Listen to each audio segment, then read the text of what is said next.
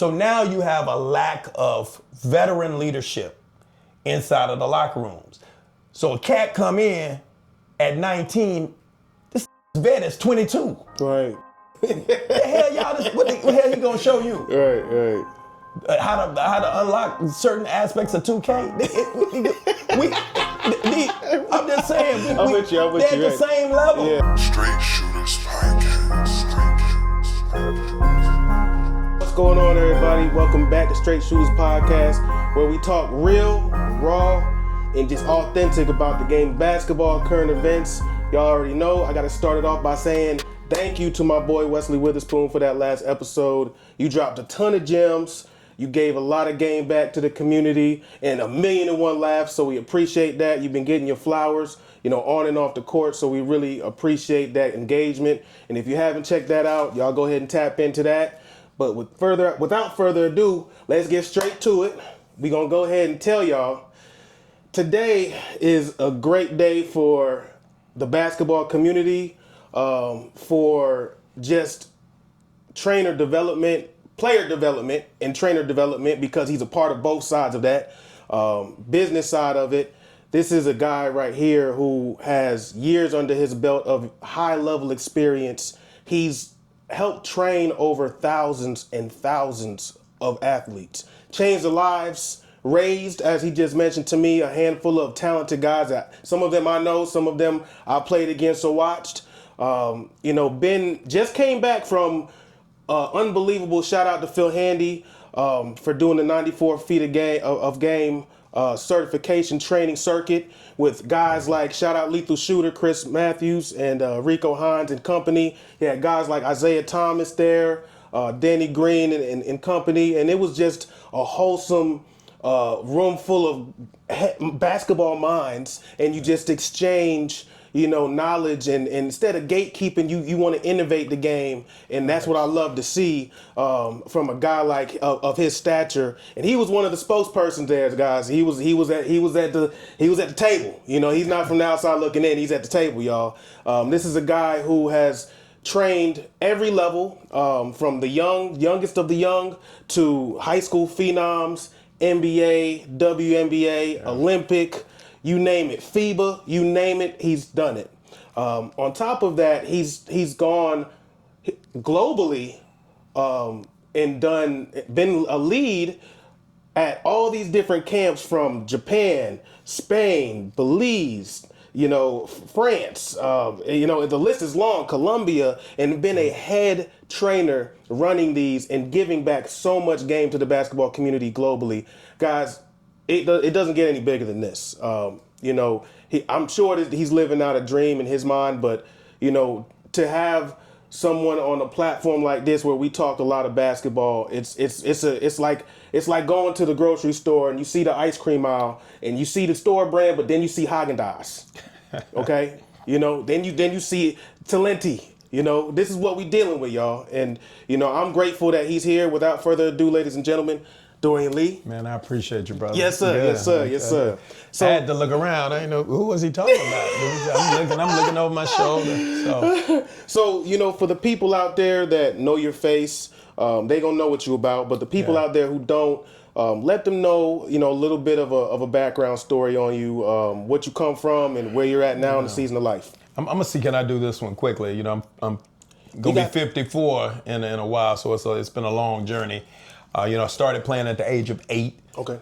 And, I'm from Mobile. I'm from football country. Yes, actually, sir. Pritchard, Alabama. So, it's Alabama, Auburn. Mm-hmm. No professional sports franchises. So, basketball was somewhat of a redhead stepchild of the state. So, I was fortunate. I had some talent, some athleticism, but I had a hard kind of row in terms of rowing upstream to make it in basketball, coming from Alabama. And now the crazy thing about it, my high school, Viger High School, spelt like vigor, but Viger High School was the first ever ESPN national champs in football. So we were so good in football. Everybody wanted me to play football.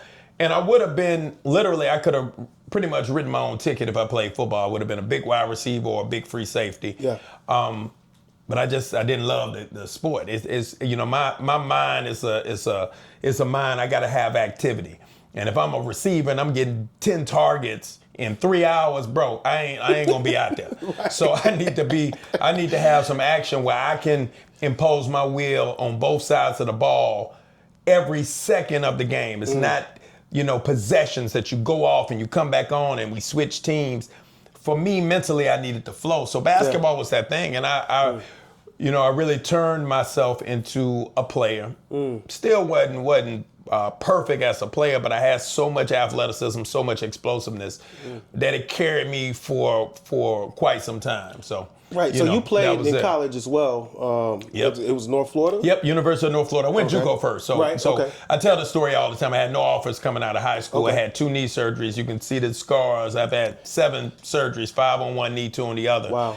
But it started with this right knee. So I had my first 2 surgeries before I left high school. One before my junior year and then one post my senior year. So everybody was like, well, we want to see you try out. But I was second in the city in scoring. I'm always using this name, but he's my dude, Antonio Lang, who's assistant coach with the Hawks. Okay. Played at Duke with Grant Hill, was Grant Hill's roommate, won 2 national championships with Christian Laettner, Bobby Hurley, that crew, and was national runner-up their senior year. So lost to Arkansas, Scotty Thurman, hit the shot over Tony. Tony almost blocked it, so close. And Arkansas won their first national title.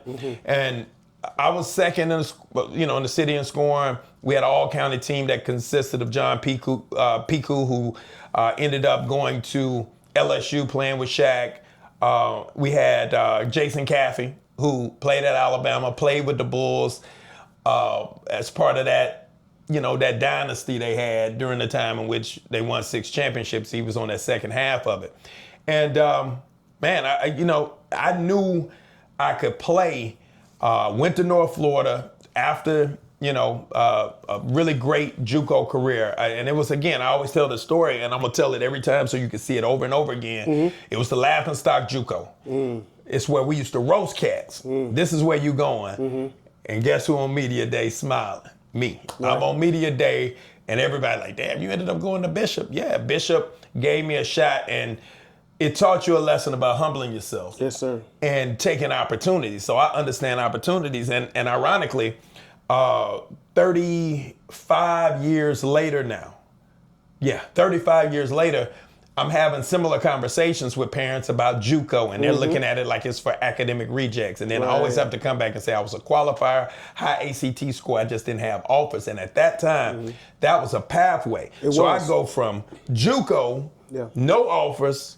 I could have left after my first year. So I had a couple of offers after my first year, averaged 14 and a half, led the team in scoring. And my second year, I was 19 and a half. We were third in the conference. And I got multiple Division I offers at that point. So I turned it into something, right? It was nothing. What made you choose North Florida? Man, if I tell this story, and this is about having good counsel, it was because I was closer to my girlfriend. I had Division I offers.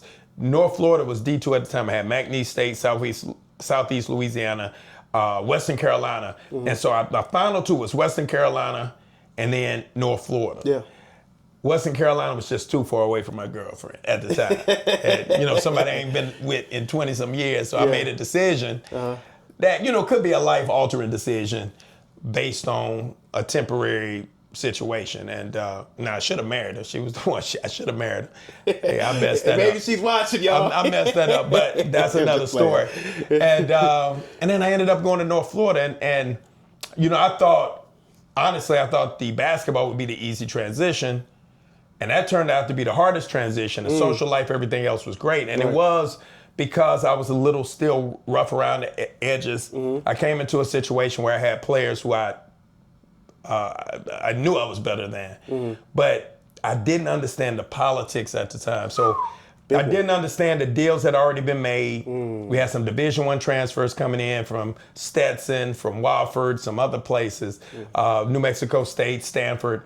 So deals were made with them, but I'm looking like, I don't care what deals are made, I'm better than everybody. Exactly. So my approach was, you draw up a play, I sit in the huddle and be like, cool, and go out and shoot it. That doesn't go over well in the system. No, it doesn't. Right. It doesn't go over well. And I understand now, looking back, how I can teach kids now how to finesse certain situations versus using force. You got to use finesse sometimes over force. Instead of me shooting off of that, you pick moments where you break somebody down, get to the rim, and finish. You got to make sure you finish. That's true. And you build long-term trust with the coach till finally you do it here and there to finally say, yo, D, I need you to get to the rim on this play. Right. So now I got him. But see, you say I don't shoot.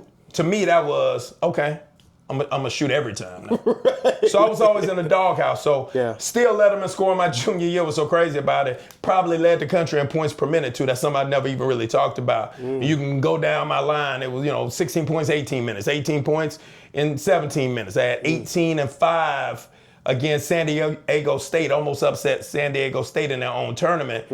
And those were moments where I was like, man, I can really play, but I never had that coach who was like, man, shut the F up and let me show you how I want you to do it. It was always no, don't, stop, can't. And for me, that didn't bode well with me. So that's why I ended up going to North Florida. And like I said, the school, the experience school-wise was magnificent. But me and him, we got into it my senior year, set out. Okay. And didn't know what I was going to do. I went to school that whole year. And then I transferred back home to Spring Hill my final year. And we were really, really good, NAIA that year. But we were number 4 in the country. We couldn't even get a Division I to play us. We were that good. I went to University of Pikeville. I'm familiar. Okay, all right. I'm telling you, man, we were loaded. Number 4 in the country. There's pros in NAIA. That's what people fail to realize. I played with tons of pros who are overseas making 6 figures right now. Man, bro. So and our conference was crazy. Gulf Coast Athletic Conference at the time. And we had all the black schools. We had Dillard, Xavier, Southern, Baton Rouge. No, I'm sorry, Southern of New Orleans. Yeah. SUNO.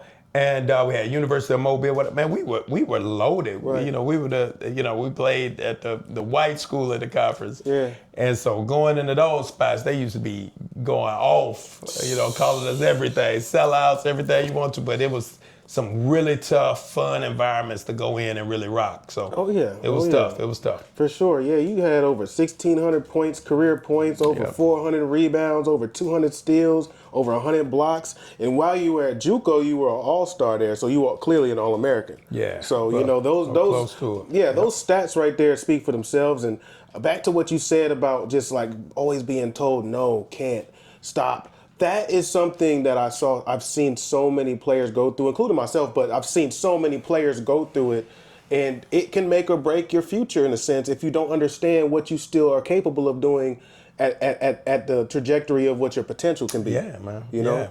And that's the one thing that I spend a lot of time.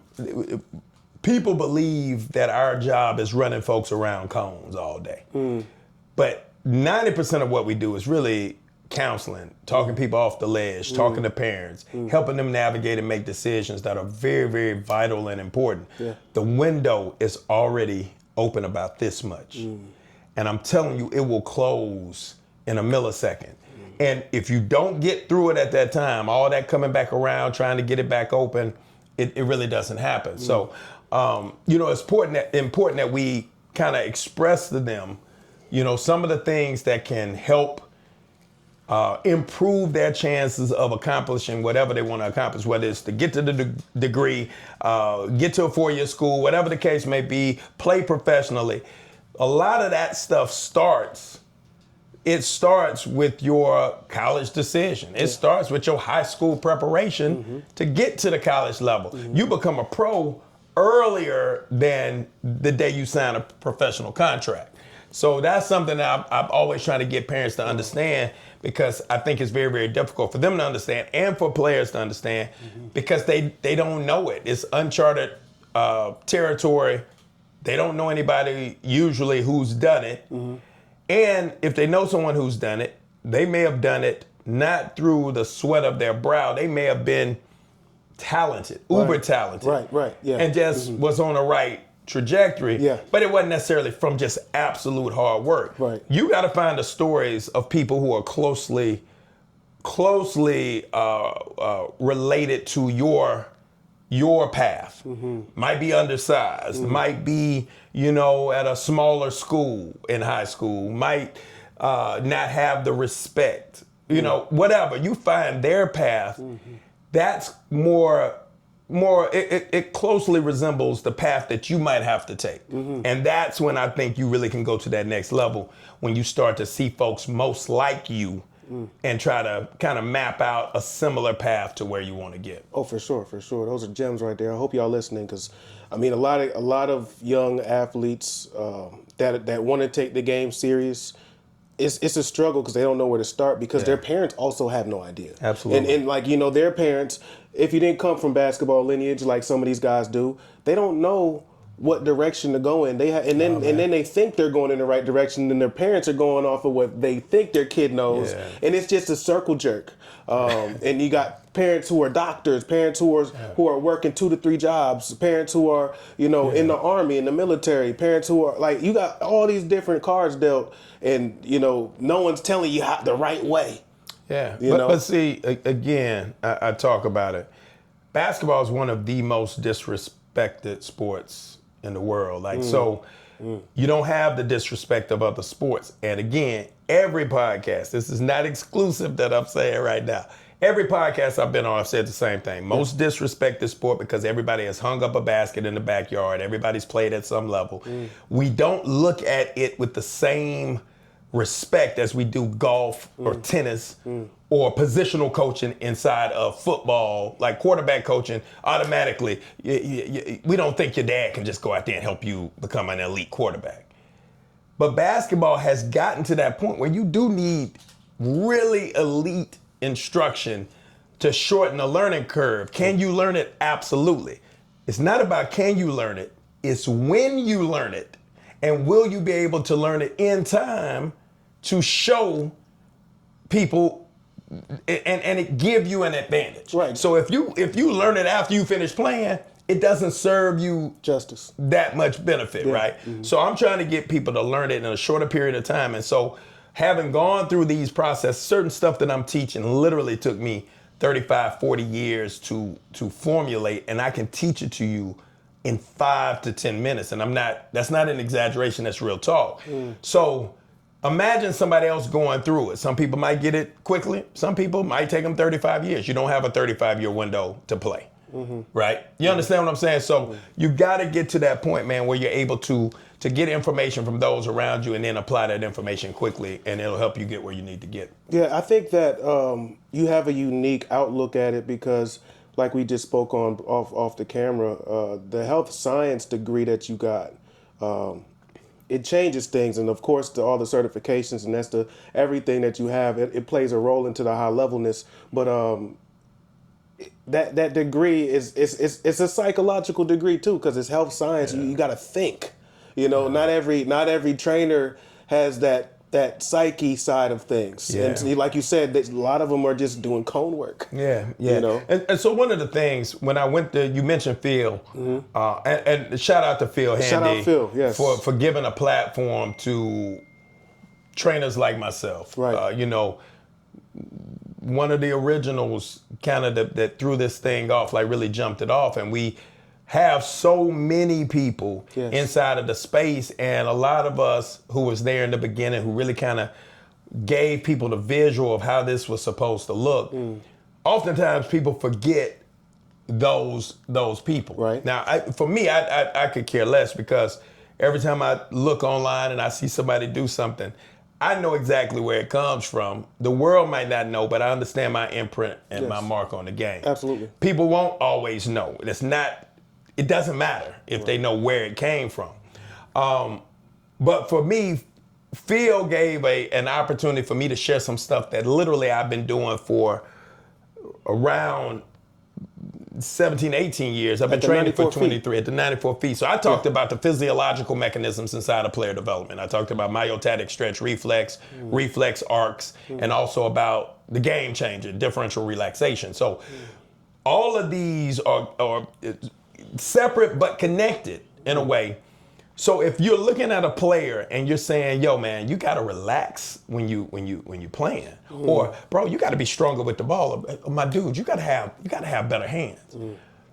Those are keen observations, but what is it telling a player that they really need to improve? It's relaxing means what to that player? Do I get loosey-goosey and I'm limp? Right. Or does that mean, tense one place, relax somewhere else? Does that mean the entire body's relaxed? Does it mean the entire body's tense? We don't know. Right. You gotta know as a trainer exactly what you're looking for. Yeah. So if you can identify what's holding them back, because drills can look good, but I've been blessed, throughout the years, I can look and say, okay, that looks great here, but I know if I throw a player in front of him right now, he's going to tighten up and the handle is not going to be there. So that's something that is physiological, some neurological, but it's physiological, and it's something that we can address and we can train. These are trainable systems, but you got to know what they are. Right. Now, the big thing is, and what I expressed at Fields event is that it doesn't have to be, you don't have to be a tech junkie, a degree in physiology or biology or anything. You just have to have a working knowledge. Once you can have just a basic understanding, working knowledge of what you're actually working on when you do certain things, now you can control outcomes in a greater way. If you don't know what you're working on, if you're hoping it works, you really are throwing stuff against the wall and not knowing whether or not they got better from that or they just got better. So I have a little bit more control over whether or not they're getting better because I understand the process that leads to the outcomes. Just a little bit better with understanding the body. Right. So. And you could touch a little bit more on just that event, the 94 feet of game. Shout out Phil again. Being in the same room with all these high-level guys like yourself, lethal shooters, shout out Lethal, Rico. DJ Sack, man. We had Dev in the lab, my boy. We had a bunch of great folks, man. Gannon was there. Phil was on the court himself, man. It was some great coaches. It always elevates your level, right? When you see other people do what they do, and you may have seen them from afar, but you get the chance to get up close with them, and then you really can start saying, okay, yeah, I like his energy, or I like the way he approaches it, or the way that he disseminates information. We can all learn from each other, and I'm a student, perpetual student. I think Phil is a perpetual student. I think everybody there they're perpetual students. Right. Always something that we can learn and that we can take and we can implement inside of what we do. Right. Period. So, I wanted to come and give a little different look. I didn't want to do like the traditional stuff, I'm phenomenal in ball screen. I think I'm phenomenal with ball control, ball handling, how we develop that process. I could have done a whole piece on that. Actually, I felt like if I got there and I was like, y'all not interested in what I'm saying, tell me what y'all want to talk about. And I'll do it. I can flip to that. But I wanted to give them something that I think would give them more bang for their buck. Wouldn't change whatever they were doing, so to speak, meaning like changing the drills. But now they can look at drills and see, is this drill giving the player the outcome that I want them to get? So I was trying to give something that they could add to what they were already doing without changing a lot, and then they can go from there. So, and then I wanted to make sure that when I threw out terms, that it was no intimidation. They looked at it like, no, just explain it. I want to get it in layman's terms. So if you want, kind of like what I said, if you want the technical definition, like the science, like Google, that's what Google for. I'm going to give you working knowledge so you can know what it is with strong analogy so you can really visualize, that's what's happening to the body when that all right, good, I got it. Yeah. Now you can go explain it. Doesn't have to be in technical terms. Right. But now you can explain it to a kid. This is what I want you to feel like when you're doing it. This is what I want your arm to be like. Yes. When you're doing it. You see what I'm saying? So it's a different mindset. So.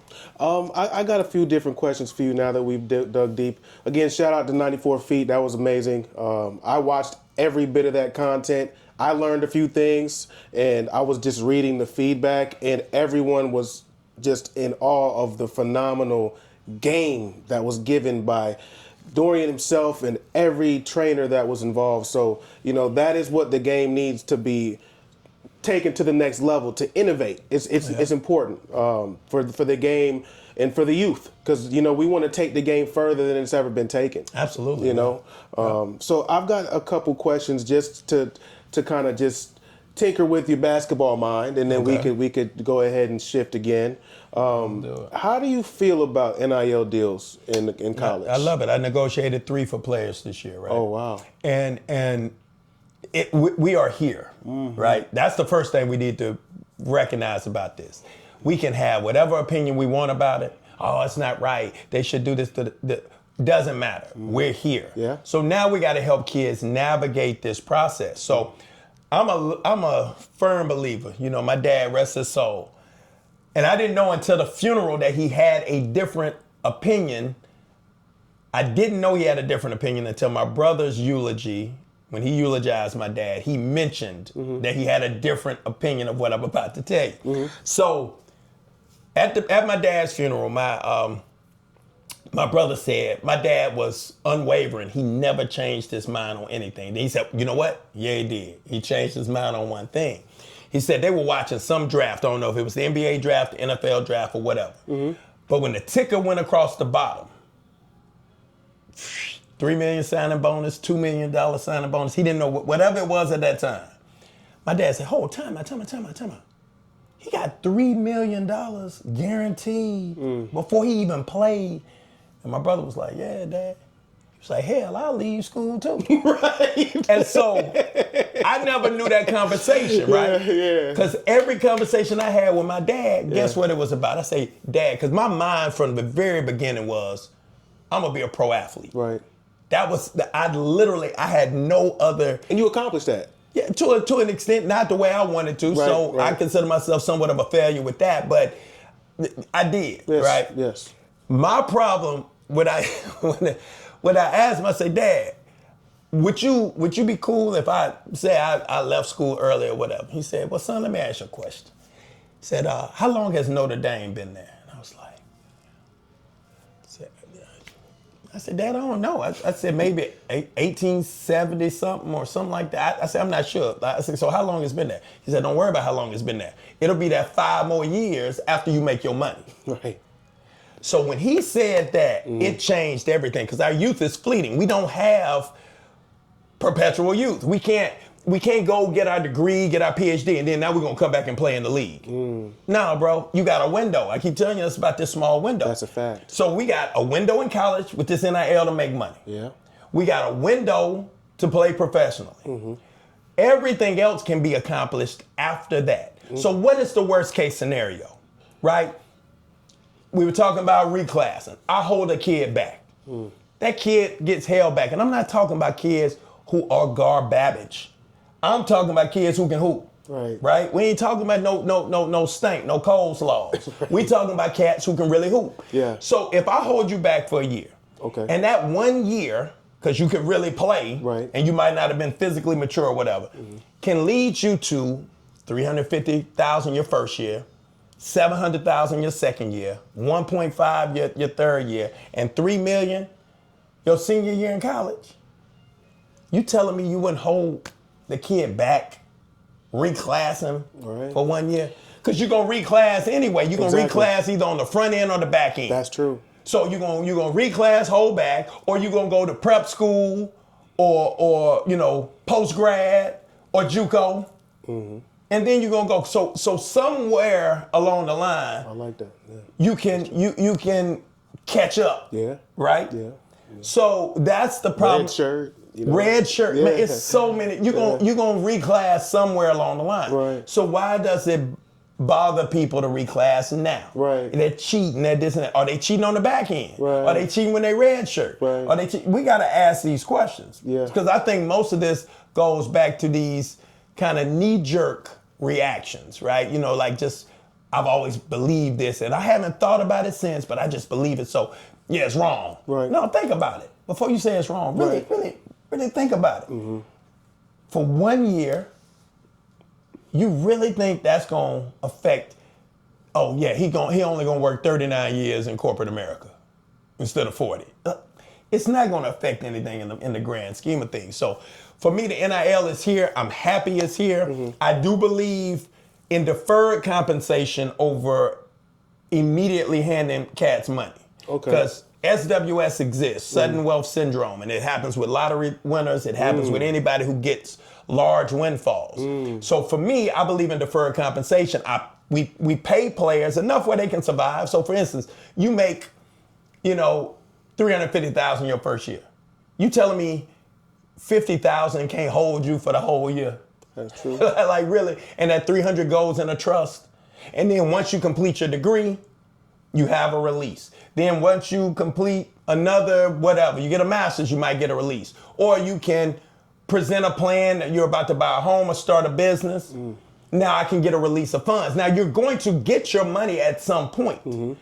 But the goal is just like most trust funds and why the Rockefellers continue to maintain wealth long term, is that they're able to pull from their funds at times, right, first of all, when it's justified and needed, and not just receive an inheritance. Because what happens, you receive inheritance, you're going to buy a car, buy a house, buy some clothes, boom, it's gone. Right. But if you can have some checkpoints, some benchmarks, some milestones that you can reach in order to get money, and then by 45, 50, whatever the set time is, you release all your funds. So you get all of your money, but you get it when you are equipped to handle the money.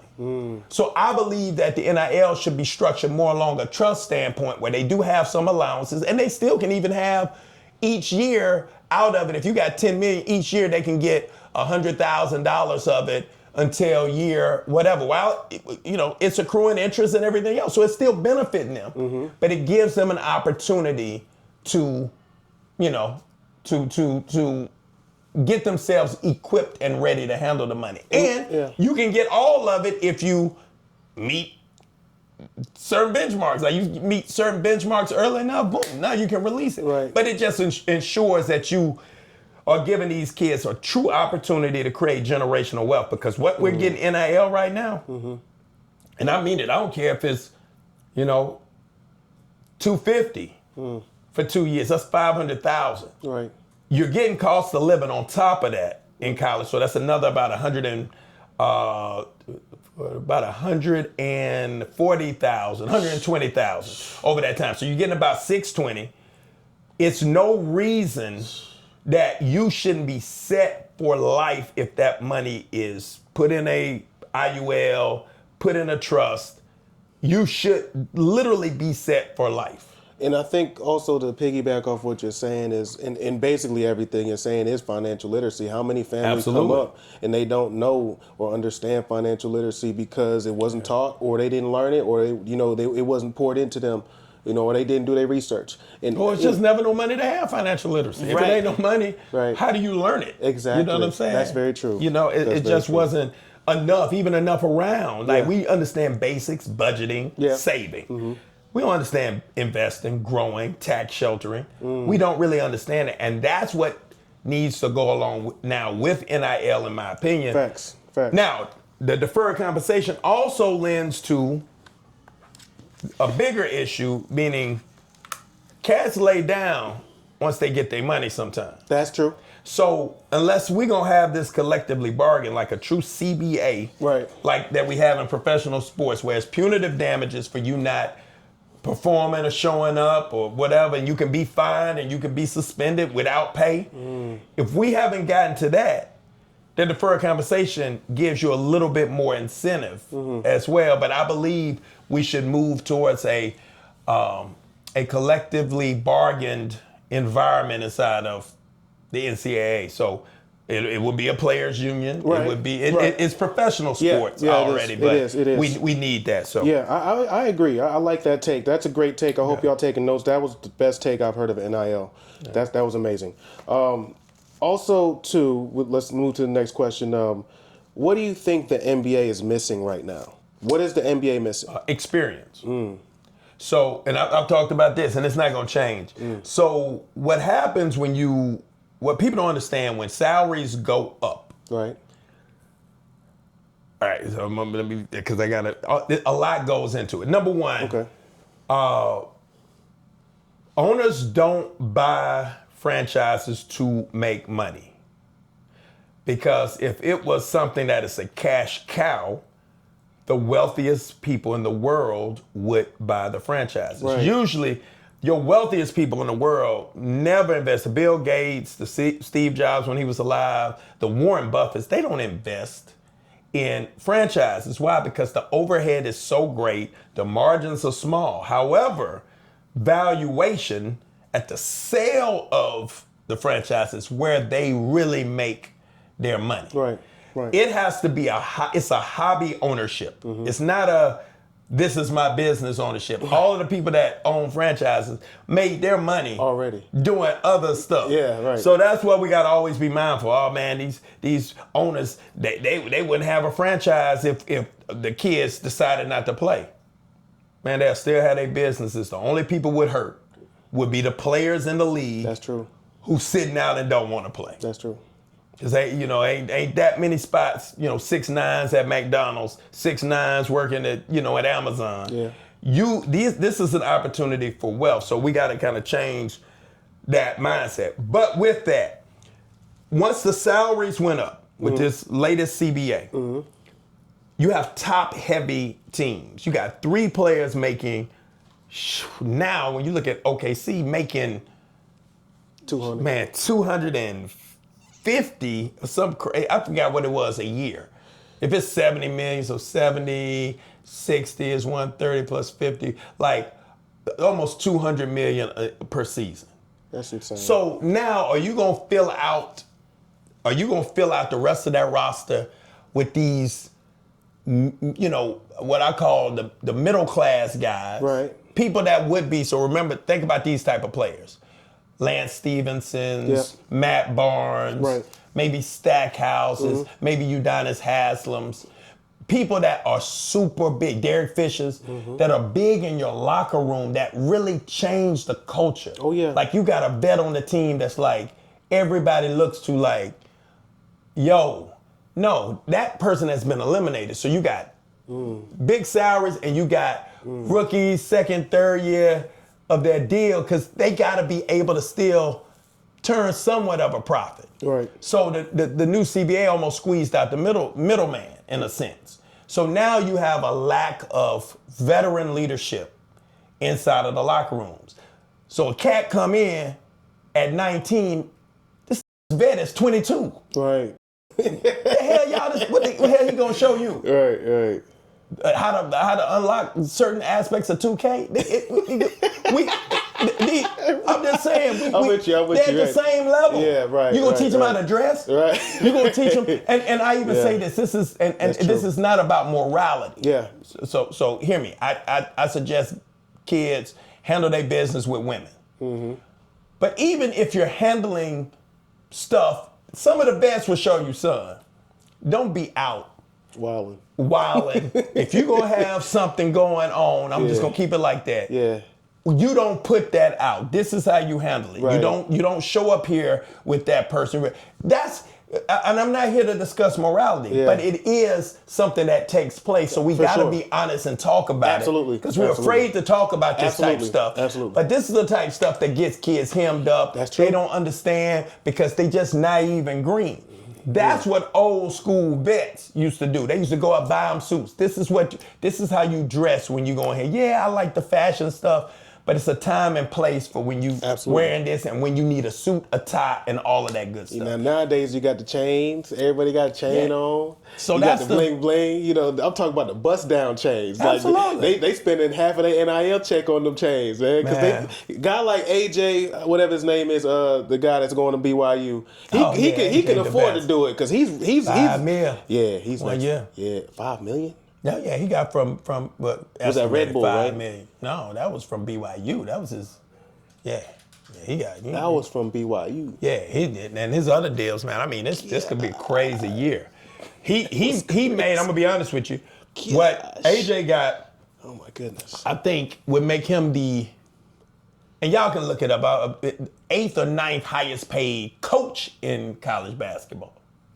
Gosh. So literally, it's only eight or so coaches, 7, 8 coaches That make what he make. that make more than him. Where it would be like, I make more than you. Right. Everybody else, he would make more than Oh my gosh. as a head coach. Oh my gosh. And he ain't even touched the floor yet. Yeah, he hadn't even touched the floor yet. So What do you think about his talent? I think AJ is.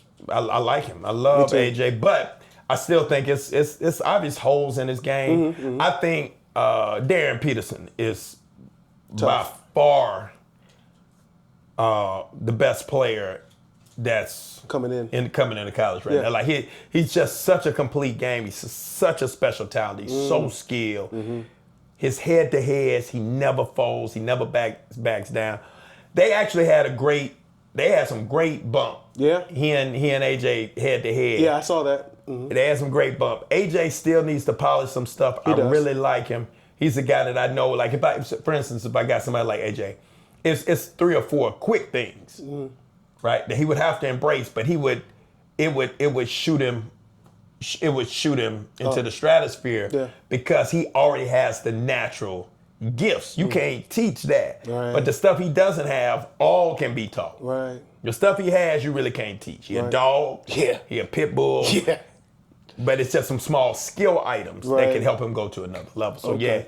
But that's my take kind of on the NIL. That's my take on the NBA. I think it's missing the veteran leadership that is. Remember, the leader is usually not your best player on the team. So they're like missing the leaders in that second tier who'll be like, hey, Rook, hey, we ain't with that, we ain't with that here. Yeah. You're gonna have to figure this out. Right. You know what I'm saying? That's the key. Yeah, I agree. I agree. That's gems right there, y'all. That was on point. Another one. How do you feel about the whole sports gambling world being Man, brought? you asking all the questions that I want to go off. Thank If you want them to stop gambling, stop putting this shit around the fucking game, Okay. right? Yeah. Right. Y'all can beat that so it don't kill the algorithm. I'm sick. You can't be Charles Barkley saying, place your bet with FanDuel right before halftime and you can double your parlay. And then being mad at the cats betting. That's a fact, though. They That's a grow fact. up, these kids, man, I got That's a fact. stories y'all would not believe. So my son was more at a, I hate to use inner city, but inner city high school. Okay. Right, last year. And some folks be betting they might be 700 in the hole. So I had a kid that I was training that was at a private school. With kids, 40 G's in the hole in high school. 40 G's? This is no exaggeration. 40 G's in the hole. Hold on. Is he betting on himself? No. Or meaning just betting? Betting. Oh, betting. wow. So and it's a rush. So we It is a sit up rush. here Wow. telling people that you're gonna end up getting all the way through. You done bet it all your life. You betting on all the other games that you're not playing in, and you ain't tempted to be like, I'm gonna go in tonight. I'm gonna score 30. Just put money on the dude. It's too close. It should be absolutely blocked. That it can be that you shouldn't have an account if you are an NBA or college player. That they just suspended 3 folks. I'm not sure when this will air, but they did. players that are done, they not suspended. They are banned from college basketball. Oh, really? Yeah, there was 3 college players for betting and determining outcomes of games. Oh, shoot. Right? And it's so close. Even with sponsorship, we see the visual. If I see FanDuel on the scores table down at the bottom, I see the logo. Why do we have to announce it too? Why do we have to get the mentions? Because it's product placement. You can kind of sub it subliminally, tell you to bet without really truly promoting it every 5 seconds. Facts. Your first 5 bets are free and stuff like that. Bro. That's what gets them. Come on, man. I'm going to go ahead and put 10 to 25, 30. What you going to put on? Come on, man. I just think I think it's terrible. It's like, to me, if it's a cardinal sin, Okay. like drinking and driving, why are we promoting, beer at the go-kart track or at the racetrack? Like what I'm saying, it's just certain things should kind of stay. You wouldn't talk about smoking cigarettes. You wouldn't sell cigarettes at athletic events. That's true. You follow what I'm saying? I get what you're saying. So I'm not saying anything's wrong with gambling. I just think you need to distance it from the game. It needs to really be a black eye if you do it. It just doesn't seem like it's that serious, even though it is that serious. You can see the stuff that Malik Beasley went through. You can see Jonte Porter, I believe that's Michael Porter Jr.'s brother. Yep. Man, come on, bro. These folks costing themselves. Scary Terry Rozier has had some investigations. Absolutely. And that hurts him. That hurt him in the market. Because Terry can go. That hurt him in the market. Terry can go, and so can Malik. Of course, Terry has a different game, but Malik was up for some big money too, man. That it cost him. Even though he was cleared. Yeah. This little cloud cost you money, man. Exactly. I'll say this, man. I'll never forget. It was a movie back in the day with Michael Douglas, and I'm definitely dating myself. It was him and Demi Moore. And he really got set up. It was a sexual harassment case. Him and Demi Moore used to date. She came back to the company he works for as his boss. Like she went to another company, came back as like CFO, CEO, whatever she was. Yeah. So she was over him. They get along in the room. She comes on to him strong because they used to have a relationship back in the day. He's married now. He's like, boom, boom. They started for a second, and he was like, no, I can't do this. Right. So she got pissed. Next day, she in the office crying, talking about he came on to her, and was like, blah.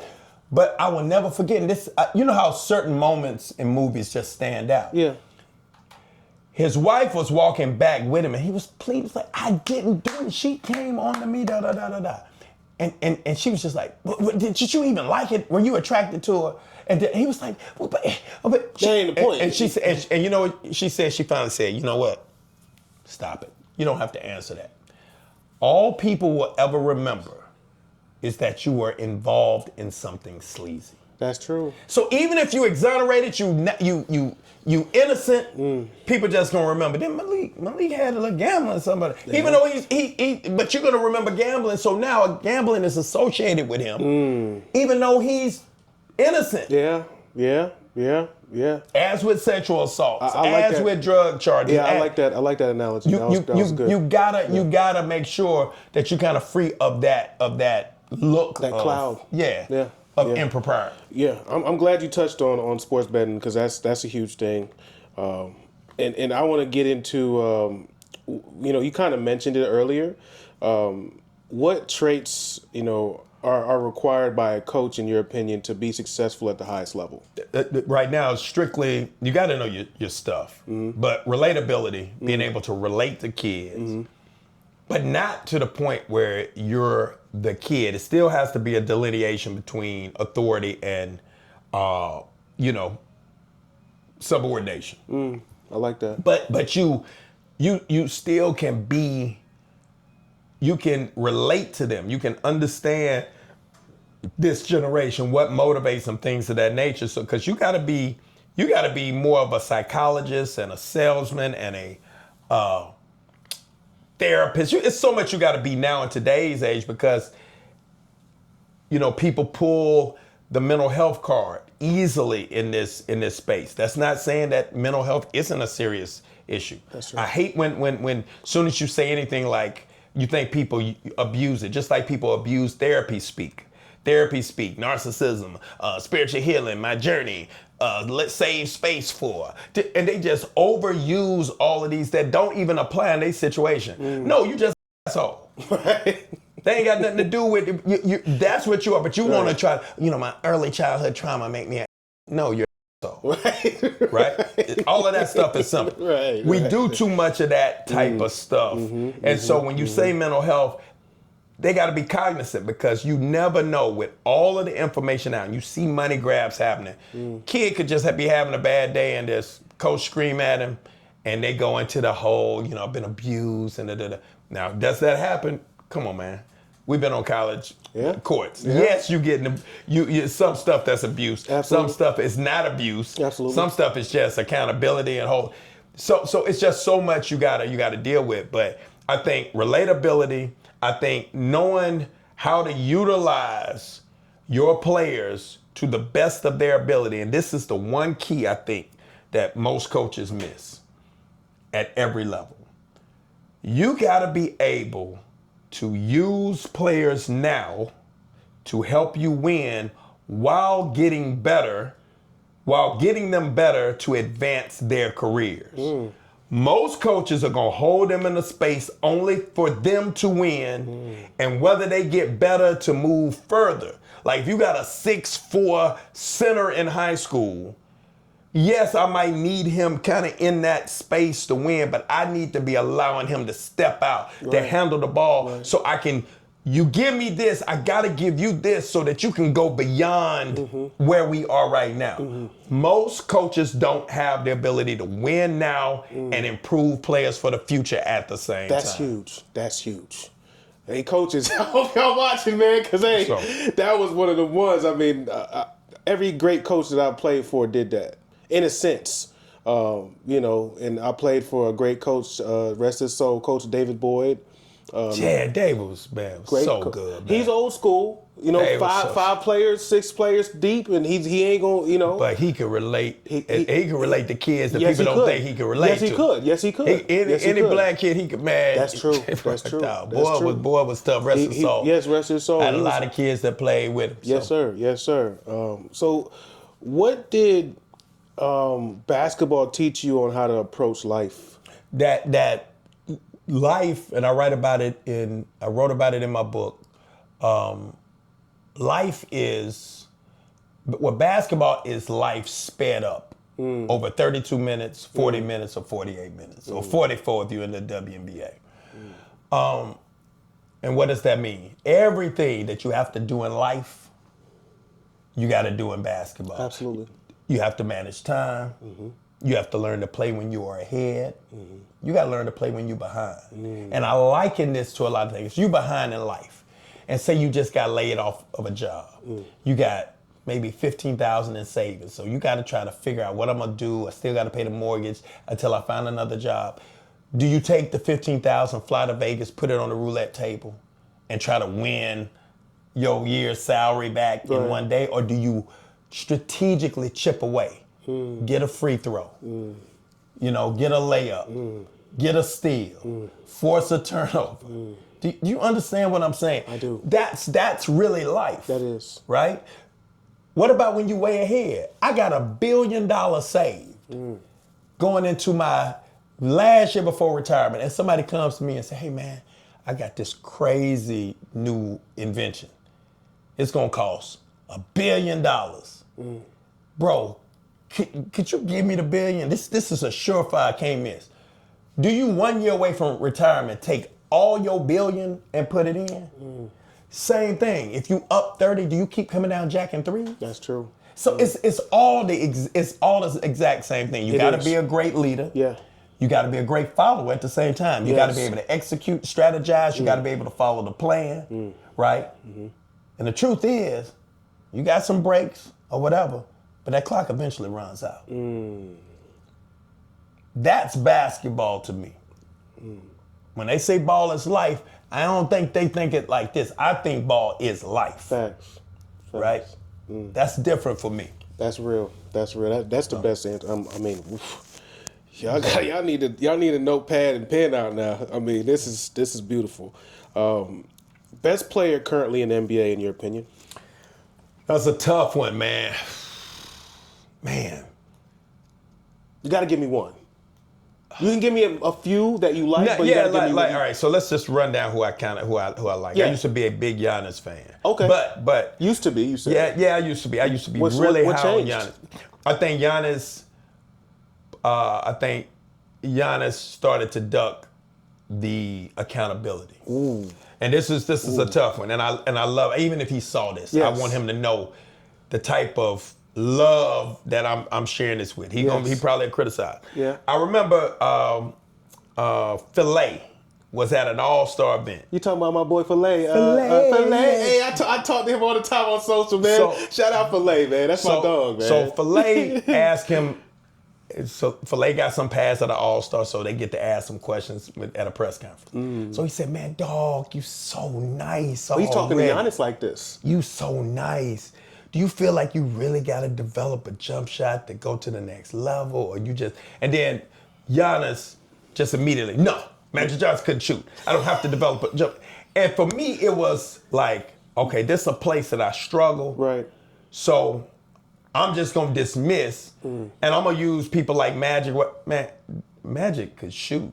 He could shoot. Magic could shoot. Magic had a serviceable shot. He did. And became a really good three-point shooter. He did. And was a phenomenal free throw shooter. Not average. He had a higher percentage from the free throw line than Jordan and Kobe. Led the NBA in free throw percentage one year.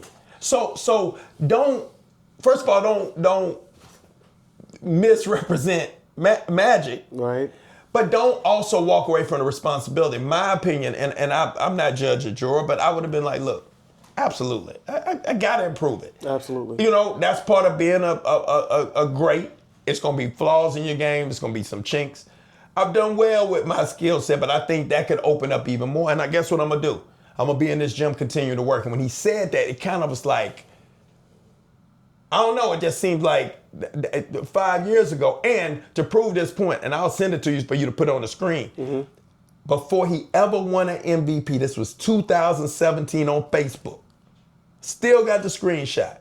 Barring injury or marrying a Kardashian, Giannis Antetokounmpo will become the greatest basketball player ever. This is before, and there was some stuff I was seeing. He had the motor. He had the dog. Oh, he did. He was competitive. He got the money in the championship and the accolades, and it slowed down a little bit. It just, for me, it seems like he hasn't improved and in certain aspects, and then now it's just, man, this is just what I do. So I'm just gonna keep doing what I do. And we can see it now even with LeBron, where if LeBron had improved certain aspects of his game, LeBron's ability, first of all, his longevity, man, LeBron could have spent, kind of like Ray Allen. Ray Allen spent 10 years as a 1 or 2 option, then spent the next 10 years as a 3, 4, and 5 option on the team.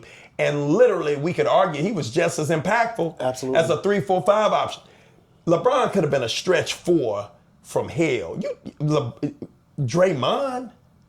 Imagine LeBron in a Draymond role on a team, right? Do you, bro, setting screens, not calling for screens. Is it pride though? Some of it is pride, but I'm telling you, I think people want to do it their way. I think people want to do it their way. You can't tell me AI couldn't have been a backup until he was 45 as a guard as fast as he was. Absolutely, yeah.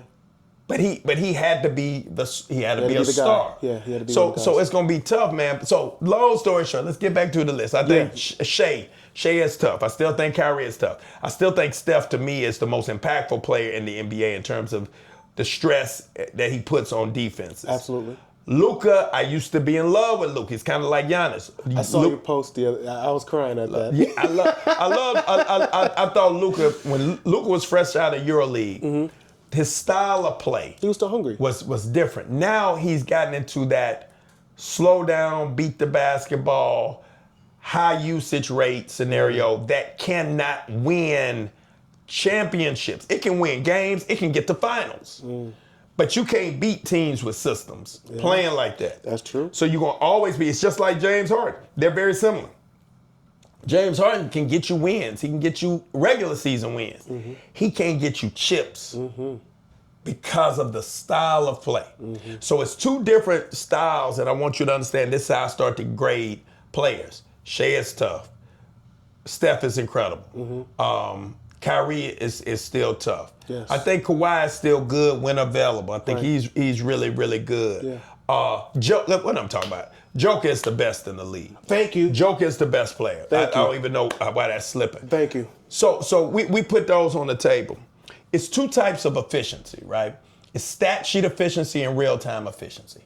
Stat sheet efficiency can be misleading. I can be a 50-40-90, but if it takes me 16 dribbles per possession to be a 50-40-90, what impact does that have On your team. on the team, the game, morale, touches, whatever? The reason Golden State was so good is that when the ball touches hands, 3-4 hands per possession, people don't feel like the ball is new when they get it on the 4th, 5th, 6 possession and shoot because they've touched it Right. 3 or 4 of the last 6 possessions. Right. When you have people like LeBron at times, Luka, players might not touch the ball for 5 or 6 possessions, period. Yeah. Yeah. So now you're expecting that person to Hit a have jumper. a feel and Yeah. be ready to hit a jumper. Yeah. That's not realistic, It's not. even though that's what, quote unquote, everybody's paid to do. You paid to knock down the shots. That's not real life. You got to feel that ball. You got to be Absolutely. involved. You got to feel like you part of what's happening, and that's why the damn Golden State was always on a burner because think everybody touched it. Right. Do you think that Jordan Poole and Draymond's situation, do you think that was the end of a dynasty right there? Draymond ruined as good as he's been, so let's qualify. Mm-hmm. As good as he's been, he ruined Golden State. And he didn't necessarily ruin it on his own. He ruined it because people were afraid to police him. You can't run KD off under any circumstances. Right? That's another 3 with healthy, another 3 championships. Right. Now, I do hold Kerr responsible. I do too, yeah. Now, hear me out when I say this. At one time, I was saying Kerr, I still think Kerr's a great coach. I think he has the best of the best mix of Pop and Phil Jackson. He also had the player experience of playing with 2 of the greatest, right? His resume is extremely unique, and he was a role player, so he understands allowing stars to be stars while still holding them to some level of accountability. But his inability to play young talent, it's been a bunch of them, regardless of how you're trying to make these guys high IQ wizards in year 1 and 2. They're not. It takes time, right? You can't give up on players. I thought, you remember Pascal, Eric Pascal, he was killing a stretch. He was. Poole was killing. Yes. You had, Poole I thought was the heir apparent. I thought he had all of the stuff. They should have kept Pascal. Man, it was a bunch. tough.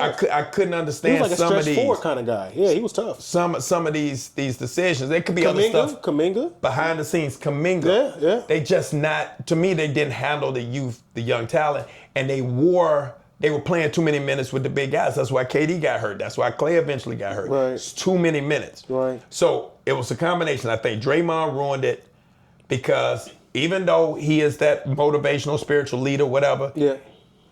you can't be tyrannical in it. You can't run people. You can't tell KD, we did this before you when you ask him to come, and might not have would have done it without him because he came. It ain't like he came and rolled the wagon. He came And took it. and delivered when he was there. So I just think Draymond really hurt them and the franchise's inability to police Draymond in them situations. Unfortunately, love Draymond for that team. I tell Draymond is a huge component. Yes. But you can find somebody to play that role. Maybe not as good as Draymond, but good enough. You can't find nobody to play KD role.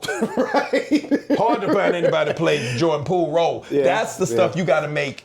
You got to take into account Absolutely. when you are making those decisions from a franchise standpoint. Absolutely. So, again, that's my long-winded response, but that's all of it to me is kind of tied in. So. Yeah. That made a lot of sense. You definitely bring a different perspective from the business side and the on and off the court. You brought 2 different perspectives. So you did mention Kyrie, and for me, I'm a very avid Kyrie fan. Savant. I am a Kobe guy. Kobe's my GOAT. I don't think he's better than Mike. I think he's a blueprint. Thank I'm gonna give you. That's my next question after the Kyrie question. Thank you. I think he's a carbon copy, like Shaq said on a talk show. But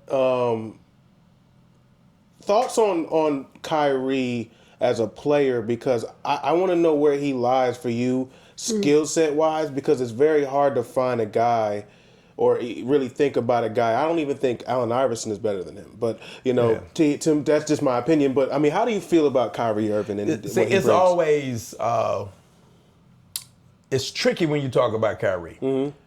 Because there is some aspects of his game that I think efficiency, not stat sheet, but real time. What is real time efficiency? We talk about stat sheet. But real time efficiency is that 50-40-90, but it only took me 1-2 dribbles to get 50-40-90. Now the impact on the rest of the team, the flow of the game, all of that is different. You can plug and play. Right. I think he can play off the ball some. I think he still is going to be better with ball in hand. I think Kyrie is an absolute individual one-on-one savant. I don't think if I had to choose between him and Steph, I'm going to always take Steph because of the impact that he has on defenses in the game. Not individually. That's where we get caught up for years, man, because, I can beat somebody one-on-one. I thought I was a better player. No, some people are just better players in game because they can fit their game into everything. Now he has the skill set to do it. He can play. Man, I'm telling you, Kyrie, incredible off the ball. Absolutely. But I also think it's three things that I talk about in basketball: is skill, will, and feel. When you're evaluating talent, you got to evaluate all three. And what most people do, they evaluate maybe skill, right, which is a huge one. Of course. They evaluate some will. What do you mean by will? Will is, all right, I'm going to give you players, and then y'all just spit it out. All right, James Harden. Skill, absolutely. Right. Feel, hell Yes, yeah. right. Will. Right. That I can get what count you're on saying. him that he gonna die Right. before he loses. Like Right, you can't say that. That's all true. right? I get that now. Let's talk about it. Right. Ben Simmons. Feel, skill, only to a certain extent because he couldn't shoot. That's true. Right? Will. Come on. No. Right. So that's one. So now let's talk about Draymond. Will. Yes. Dog. Skill in certain aspects, but he limits the team because he can't knock down the shot. Imagine him being a true stretch four. Right. How crazy they would be. I feel like his jump shot decreased Yeah. over the years because when he came in the league, he actually had a different feel.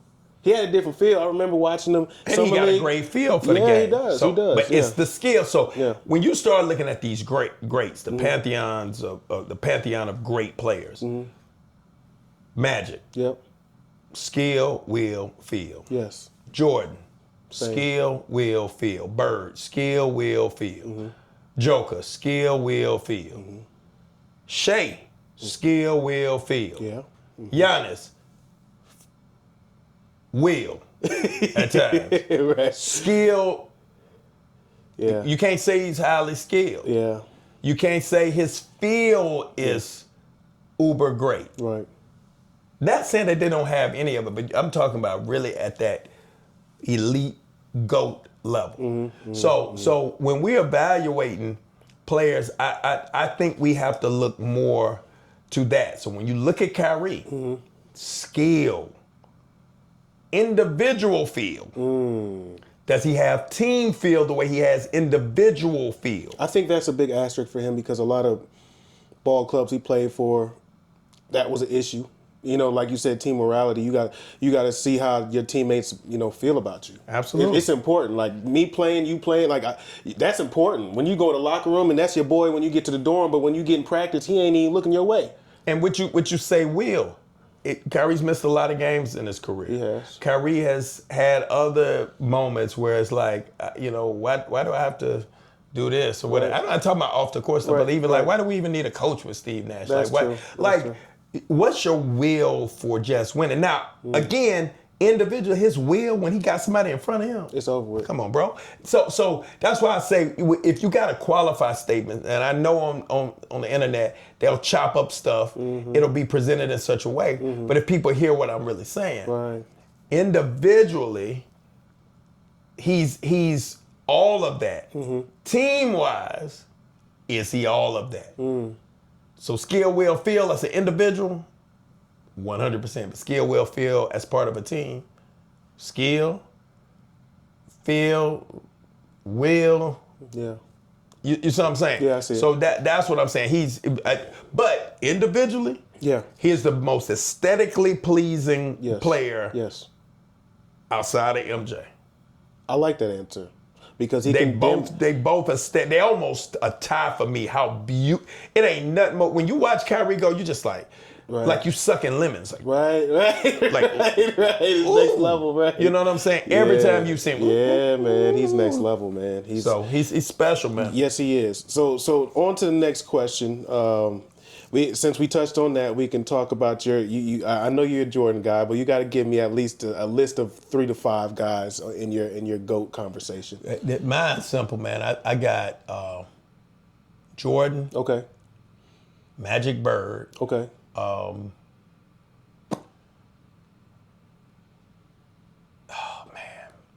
would have to put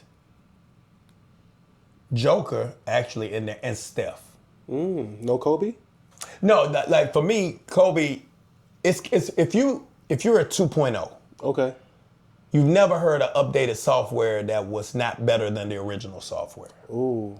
So if you're a 2.0, you already got a 2 guard in there that's one of the greatest. And even though you're close facsimile, you can't jump because like say for instance if across the board he was close. Mm-hmm. All right. So what separates them to you? How many seasons was Kobe over 50% from the field? Do you know? I don't know 100%, no, but I would say probably less than half of his career. Yeah, none. He never reached 50%. Jordan was 50% from the field 7 seasons. Sheesh. The other 2 were close enough where you could say, so 9 seasons out of 15, he was over 50%. So you're talking about the leading scorer in the league. Right. Taking the most shots. Right.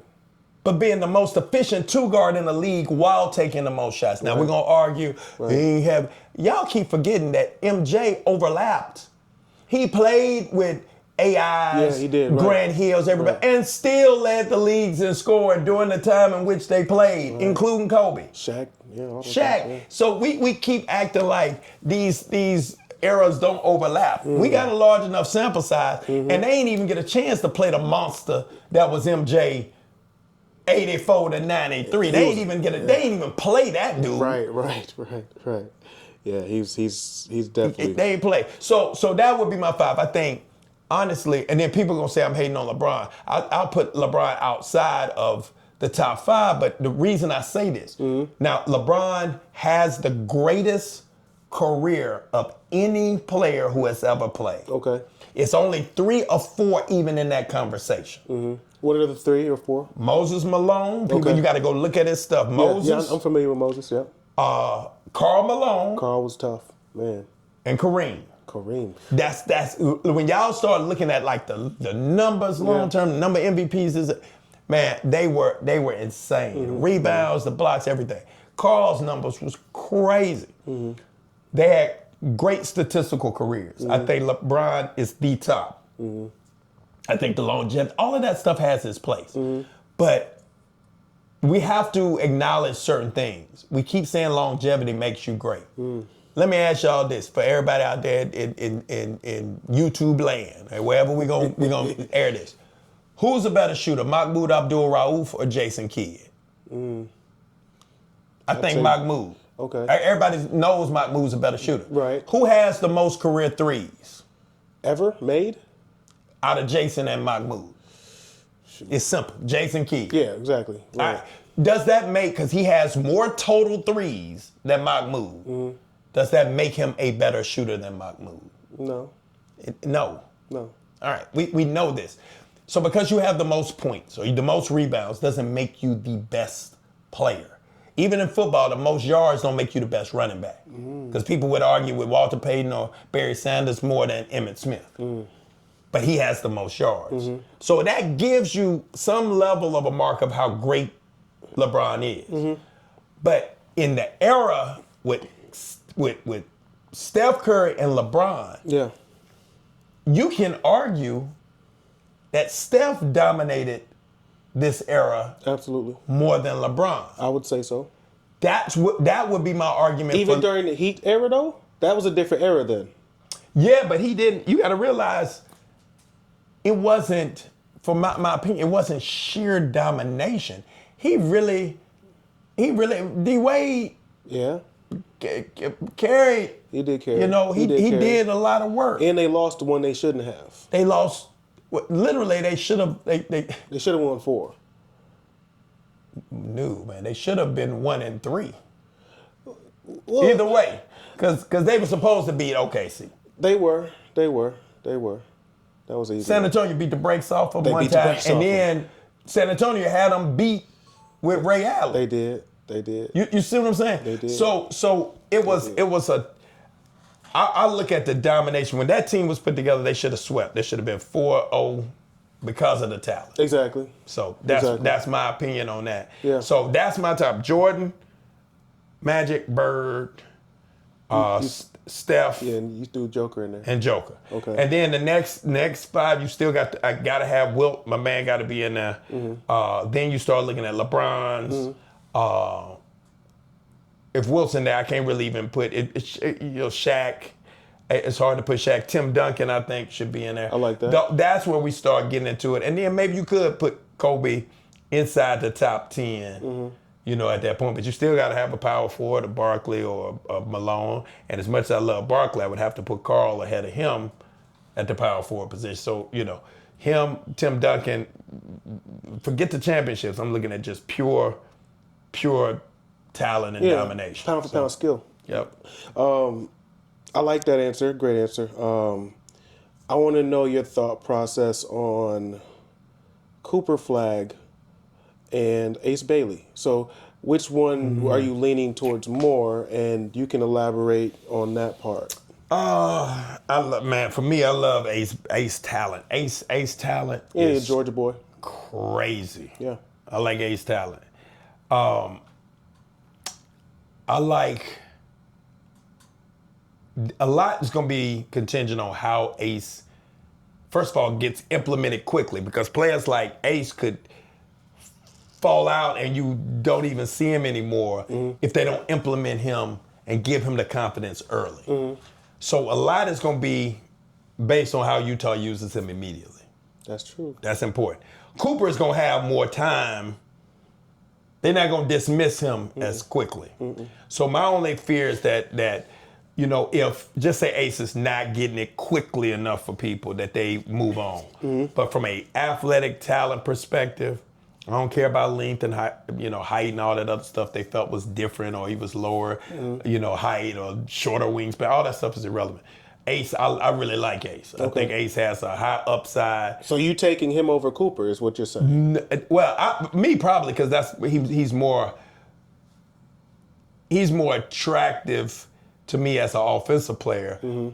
But if I'm building out a team, because I think Cooper can be an elite defender. Yeah.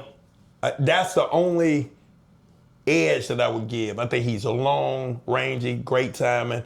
I think he can be a great off-ball defender, and I think he'll be a decent on-ball defender. I think he can wreak havoc in a good defensive system. So yeah, I probably would take Cooper first, but I like both of them. I'm high on Ace. Yeah. High on Coop. I just don't know exactly. I don't know if it's going to be superstardom or just a better version of Andre Karolinko. Oh, wow. You know what I'm saying? That. I like that. AK-47. And AK had a great career. I do like that comparison. I haven't really heard that. That's a good one, because they're similar in size too. I like that answer. That's a good one. So when you think about advice to kids out there that aspire to be a pro, what would your answer be? Be a pro. What does that mean? That means you got to do pro stuff right now. You don't arrive as a pro. So you have to, again, this 18,000 podcast, I said this all. You have to be before you can become. Become goes before the come. Become. I have to be. If I want to be great, I have to do great things now. Right? If I want to be a doctor, I have to do doctor stuff right now in order to become a doctor later on. That's a fact. People believe you're going to appear, you're going to wake up and you're going to be that.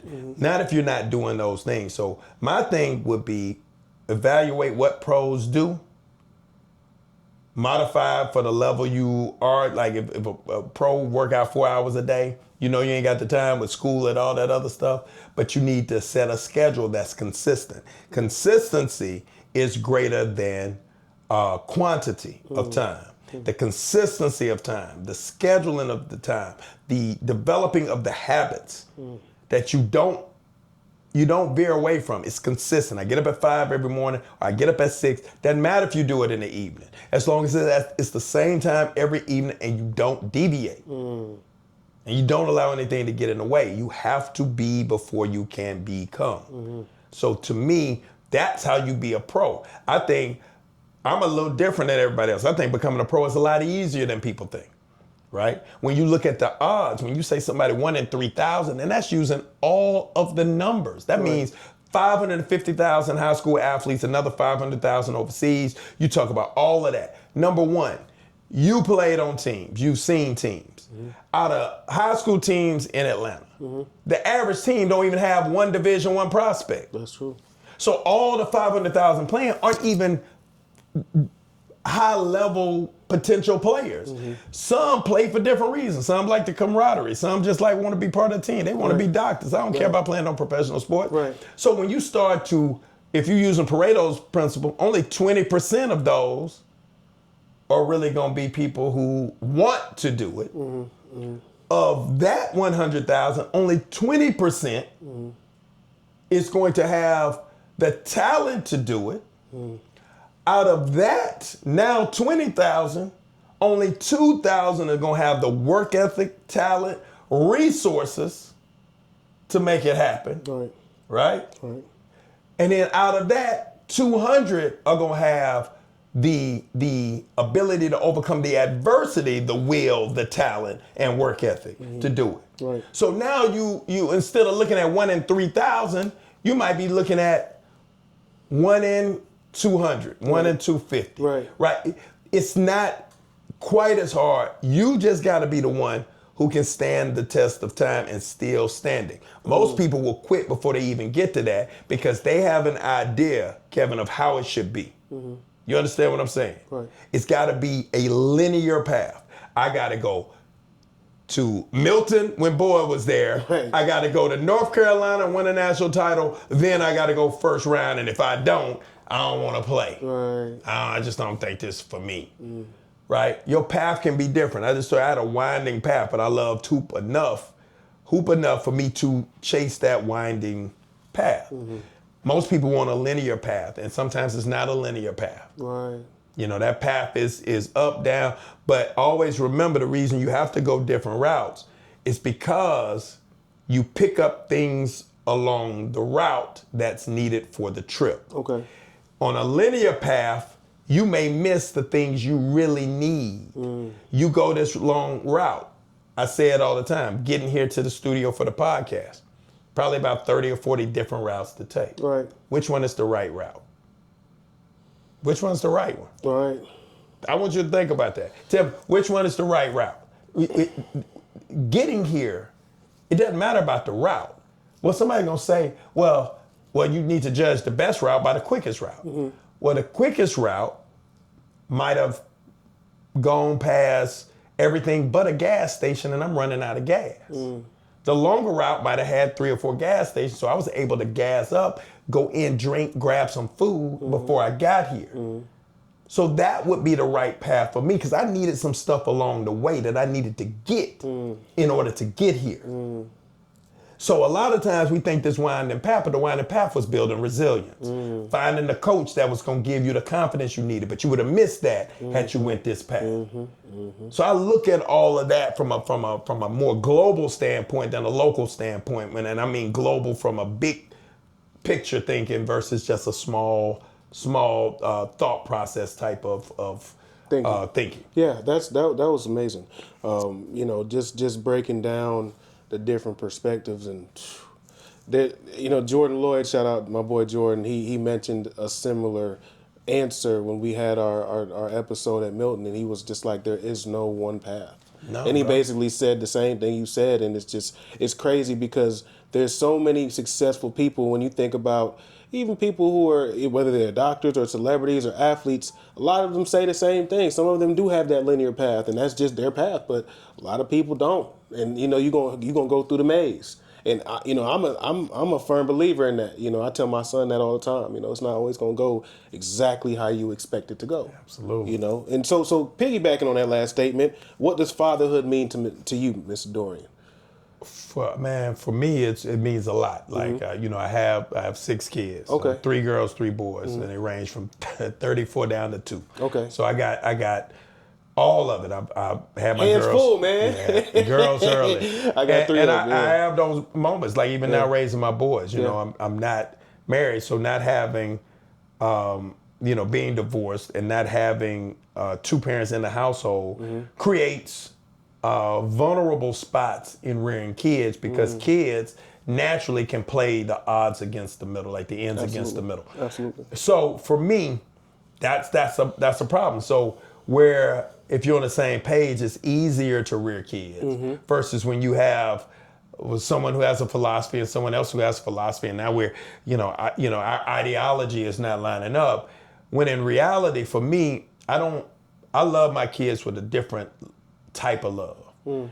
So I want them to exceed the generation that was previous to them. That doesn't necessarily have to be hoop. But since hoop the family business, that's what we about to do. Facts. And if that doesn't work out, Facts. you can always go back to my dad. Notre Dame gonna be there. Yeah. We can always go back to school. We can always do this. We can always do that. But you're going to learn some stuff along the way with this basketball thing that's going to give you all of the tools that you need to succeed at all the other stuff. Right. So for me, I'm a steward. I always say this. I don't own my kids. I direct, right? I guide, right? I'm supposed to lead them. The relationship of a father is different. So with a woman, this is the relationship. It is a face-to-face relationship. It's about you. I love you. You love me. We together. Nobody's going to hurt you or whatever. A father's relationship to his child is a forward-facing where he's next to me. And I'm telling him, you don't want to go over here. And I'm walking with him. I'm leading him until I can push him out and he can go by himself. I'm not concerned with him having to be attached to me and that I have to be his, end all be all. I need him to be able to fend in absence of me in this world, navigate this in this world. Absolutely. And that's very, very difficult for people to grasp because they have this desire to be all things to their child. You ain't gonna be all things to your child. Yeah. Right? You need to be a guide. You need to be able to put them on a path, and hopefully your teachings will be with them in their best moments and their darkest moments. That your teachings will know how to handle success, son. Your biggest moments. When you didn't know how to handle failure, son. Right. That's how I look at fatherhood. Fatherhood is a little different. My love is more wanting them to be prepared in life. That was a great answer. Hope y'all fathers and parents are listening out there because that was amazing right there. I got one final question and then we can chill, call it a day. I appreciate y'all always. I think that this is something that is just more of just opinion based, bias, but what do you think? Who do you think is going to stand out this year? What do you think is going to happen in the NBA? As far as who's going to be a standout? Team/player. What do you expect to transpire in this upcoming NBA season, which is right around the corner?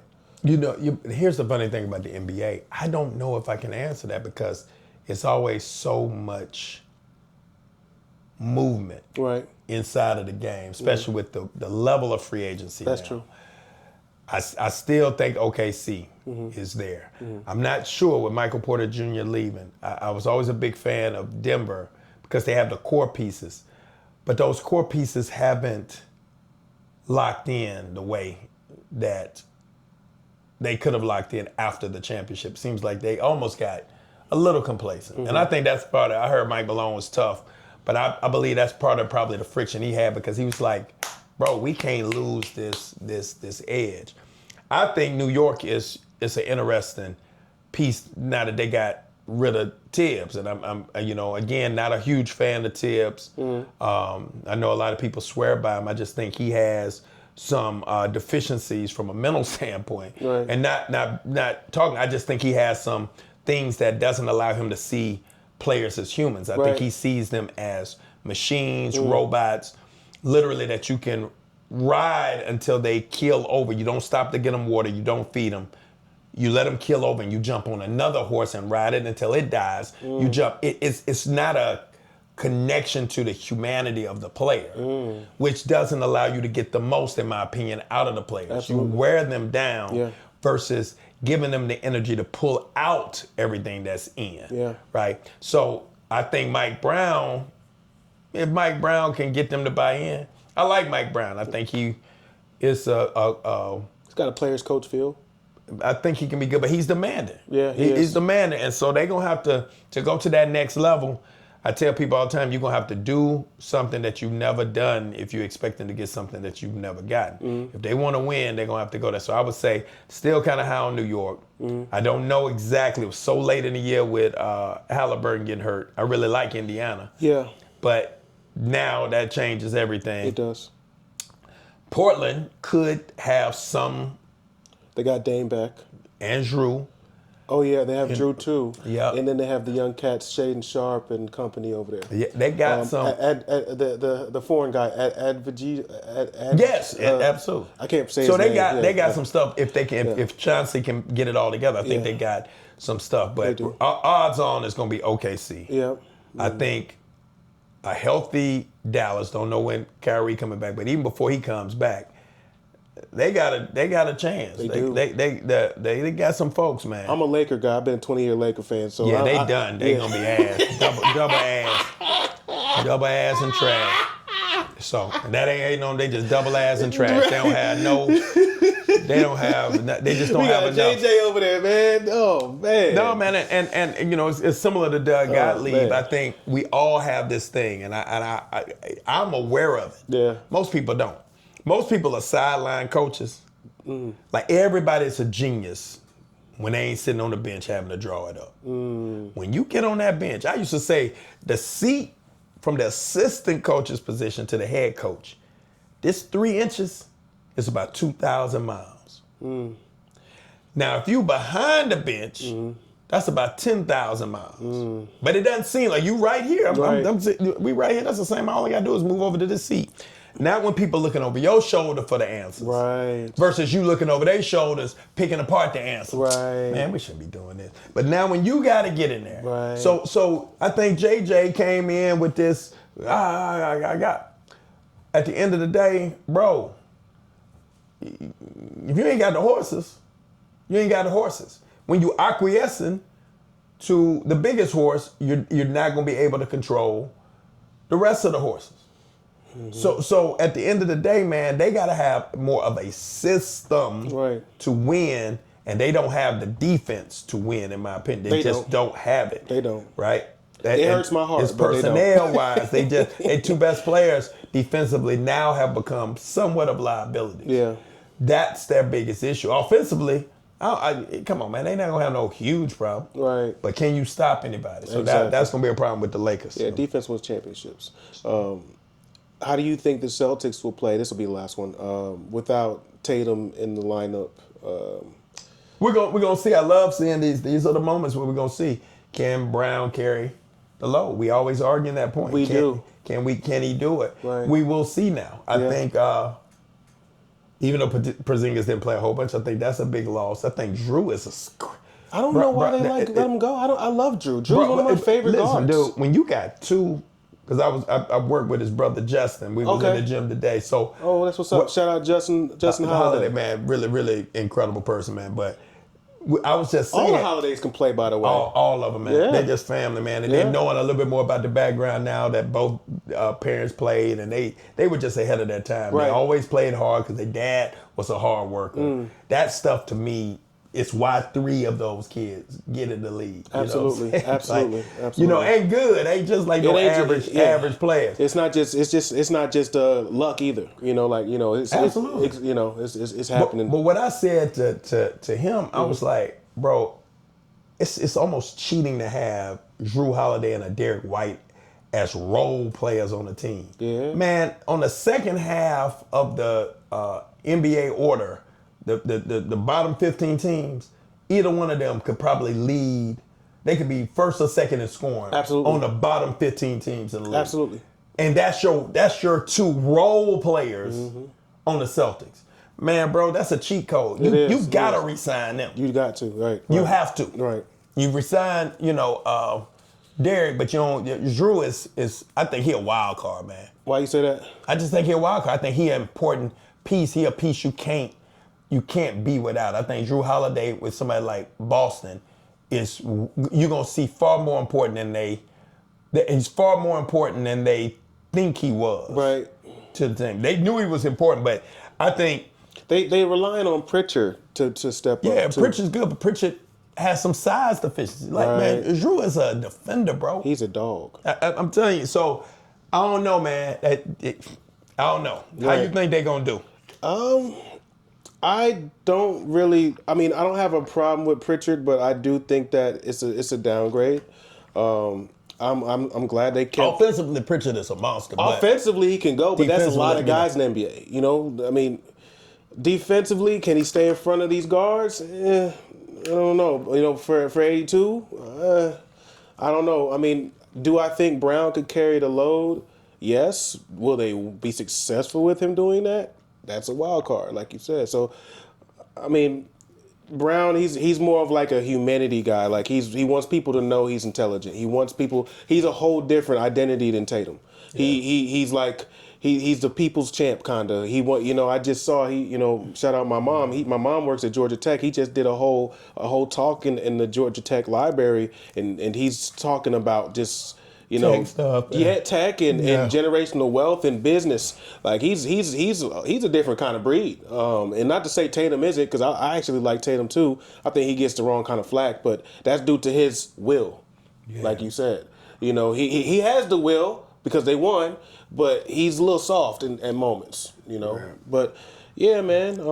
I appreciate everything. It was a long episode full of gems. You gave the game exactly what everyone expected. That was a full in-depth, feel of what it's like from at the highest level in a basketball mind at the highest level. So I really appreciate you, blessing the pod and blessing the basketball community and other people who just watch the pod and just can gain just natural and general knowledge on, the world. Me. Yeah, I really appreciate you having platforms like this. Everybody, it's important that people get a chance to really kind of voice opinions. Like we talked off camera, just also giving real perspective. Unfortunately, in this space, hot take sales.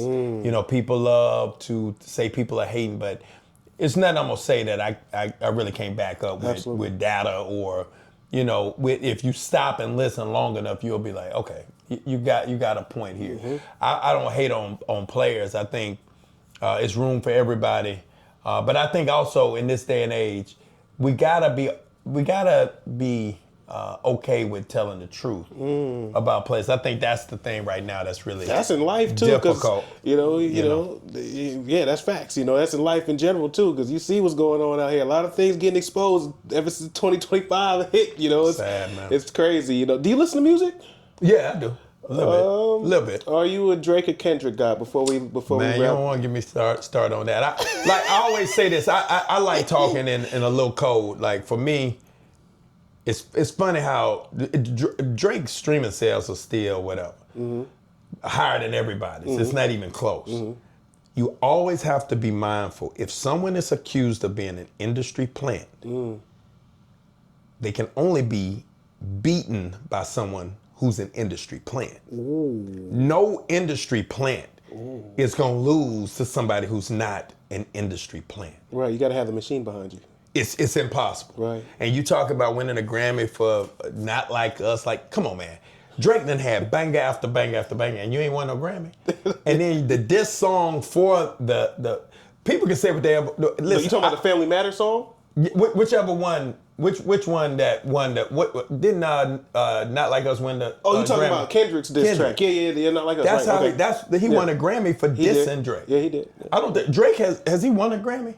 I think he won with Take Care. I think he has 1 Grammy, or maybe a few Grammys tied to that. Okay, if he does, project. but you telling me, Not Like Us was dope. Everybody's whatever, but a Grammy, like literally, I ain't playing. I mean, the song dope, but right. Grammy, Right. like a Grammy, like Soulja Boy, a Grammy, a Grammy, A Drake. But so I'm just one of those folks. Maybe I'm a contrarian, but when everybody started, all of a sudden, y'all been bumping this dude for years. Right. Now all of a sudden, you ain't like him.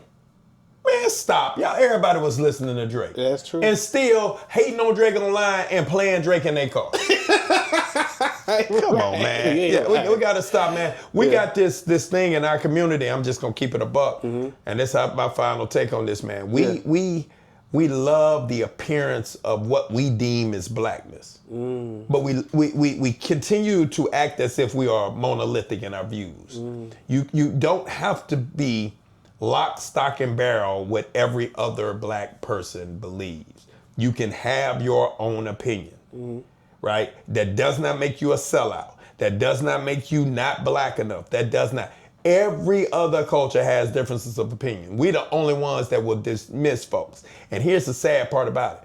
We'll dismiss folks who've given their lives to our causes, and they do one thing we don't like, we'll cancel them. It doesn't matter how much they've done. You can't even make enough deposits. You can't make enough deposits to not get canceled if you do something that they deem went against our culture. Right. Man, we gotta live free of this this worry about this social media era or whatever. But that's my final take. Drake over Kendrick. I would listen to Drake over Kendrick. I think Kendrick is a decent artist, but he doesn't have the type of music that I would just grab and roll out to. Right? Just no. Sorry. I think it's been even killed ever since I've been asking that question. And I'm a Drake guy. I tell people I do like Kendrick a lot. I love to hear that perspective because he's about to drop. Everybody's ready for the Iceman tape. He's doing little things on social media.